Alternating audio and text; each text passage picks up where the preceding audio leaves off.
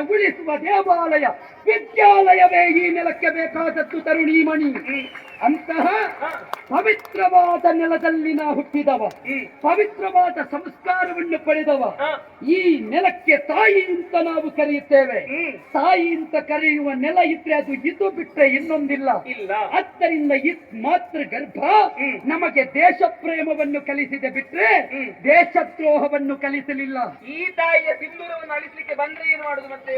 ಆ ತಾಯಿಯ ಸಿಂಧೂರವನ್ನು ವರೆಸುತ್ತೇನೆ ಅಂತ ಬಂದ್ರೆ ಈ ನೆಲದ ಒಬ್ಬಳು ಹೆಣ್ಣಿನ ಸಿಂಧೂರ ವರೆಸಿದ್ರೆ ವೈರಿಗಳ ಸಾವಿರ ಸಾವಿರ ಮಡದಿಯರ ಸಿಂಧೂರ ಅಳಿಸುವುದಕ್ಕೆ ಬದ್ಧರಾಗಿ ನಿಂತವರು ನಾವೆಲ್ಲ.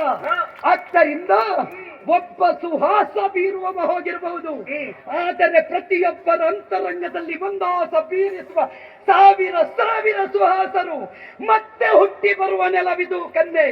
ಅಂತಹ ಪವಿತ್ರವಾದಂತಹ ನೆಲದಲ್ಲಿ ಜನ್ಮವೆತ್ತು ಬಂದವರು ನಾವು. ಆ ನಿಟ್ಟಿನಿಂದ ಹೇಳ್ತಾ ಇದ್ದೇನೆ, ಮಂದಹಾಸ ಬೀರುವ ಆನಂದವನ್ನು ಒದಗಿಸುವ ಕನ್ಯಾಮಣಿಯಾದ ನೀ ಯಾರು? ಇಲ್ಲಿ ಏನು ನಿನಗೆ ಕಾಯಕ? ಅಪ್ಪ ಅಮ್ಮ ಊರು ಉದ್ದೇಶ ವಿಸ್ತರಿಸುವೆಯಾ?